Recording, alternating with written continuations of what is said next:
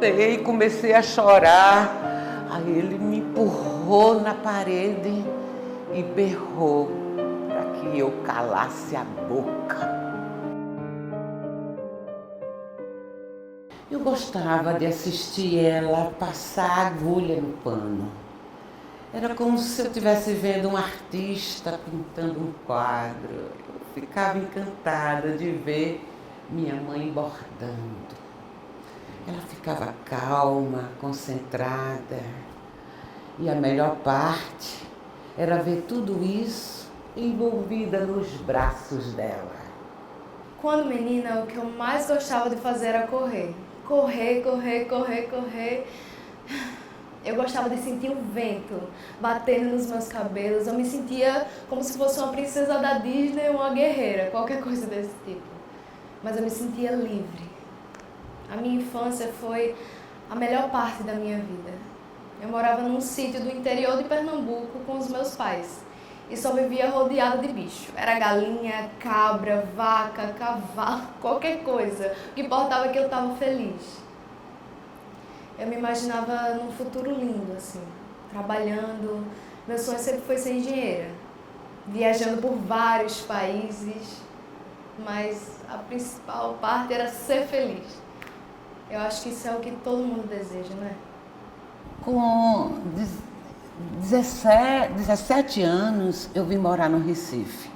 É que meu pai arranjou um emprego melhorzinho e viemos todos, eu, minha mãe, meus irmãos, viemos todos para aqui. Ele trabalhava no mercadinho perto de casa. Foi assim que a gente se conheceu. A gente ficava se olhando, e não demorou muito pro namoro acontecer.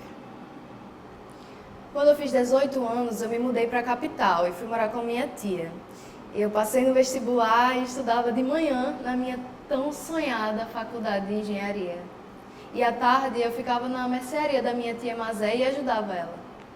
A vida estava seguindo normal, tudo dentro da rotina, já estava acostumada com tudo que estava acontecendo.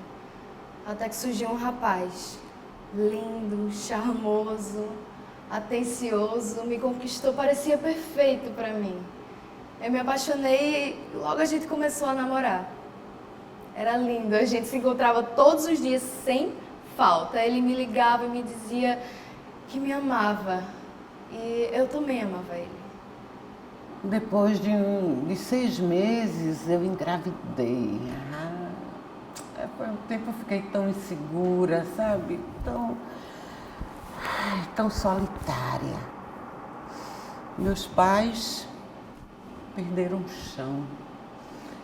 Mas depois eles chegaram, foram acolhedores. Meu medo maior era contar para ele. Aí eu esperei ele largar e contei. Ele se desesperou, botou a mão na cabeça, mas ele disse, eu vou resolver. Depois de algum esforço, ele conseguiu uma casa e a gente foi morar junto. Casamos no civil e fomos tentar construir uma vida. Após 3 semanas do início do nosso namoro, quando eu pensava que ainda estava tudo bem, teve uma festa da minha família e eu tive que voltar para o interior. Eu fiquei muito animada de rever todo mundo e eu chamei ele para ir comigo, para ele conhecer todo mundo, mas por causa do trabalho ele não pôde ir. Eu fiquei triste, mas ele disse, pode ir, se divirta, só me liga, eu vou sentir muita saudade. Então eu fui. Passei poucos dias lá, mas quando eu voltei eu já percebi que ele estava diferente. Foi nesse período que ele começou a beber. Primeiro ele chegava bêbado toda sexta-feira. Depois também no sábado. Depois no domingo. Olha, se eu fechar o olho agora, praticamente eu sinto o cheiro daquele álcool. Depois de 1 ano de namoro, nós fomos morar juntos. Tava vivendo um conto de fadas, só eu e ele. Mas só eu e ele mesmo, porque eu já tinha me afastado de todos os meus amigos e até da minha própria família. Mas Ele me dizia que eu só precisava dele. O homem da minha vida, o meu primeiro e último amor. A primeira vez foi por causa de uma sopa. Eu me desequilibrei e derramei um pouco na camisa dele. Não, eu vi a raiva consumir os olhos dele. Ele bateu na mesa, eu pedi desculpas, mas ele ficou mais bravo ainda, começou a gritar, dizendo que eu fazia tudo errado. Aí eu pedi desculpas de novo. Aí ele atirou a tigela de sopa na minha cara. Eu gritei, comecei a chorar. Aí ele me empurrou na parede e berrou para que eu calasse a boca. Um dia ele voltou muito estressado para casa, por causa do trabalho, sabe? Eu tava assistindo TV na sala, ele chegou por trás de mim e puxou o meu cabelo com muita força, me jogou contra a parede. Eu me assustei, fiquei desesperada, comecei a gritar, para, o que está acontecendo? Eu fiz alguma coisa para você? Me explica, por favor. Mas ele não parou, não. Ele começou a me chamar de vadia, feia, burra. Me deu um soco no rosto. Mas nos dias seguintes a essa agressão, ele veio me pedindo desculpas, sabe? Me encheu de presentes, disse que me amava muito, que nunca mais ia tocar em mim dessa forma. Eu acreditei. O cheiro do álcool estava muito forte na boca dele, sabe? Eu congelei, eu não conseguia falar nada, eu não mexia um músculo.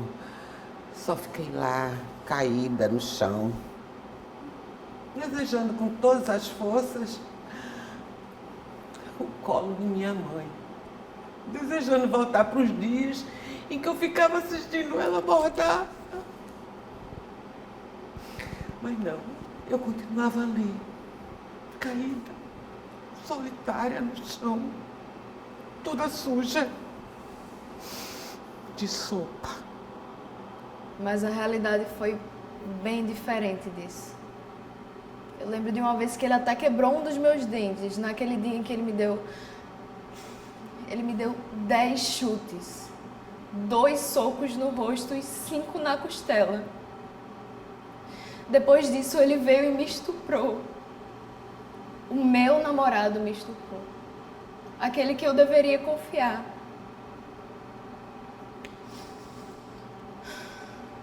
Eu sentia medo, sentia nojo, raiva. Então teve a segunda, a terceira, a 10ª vez.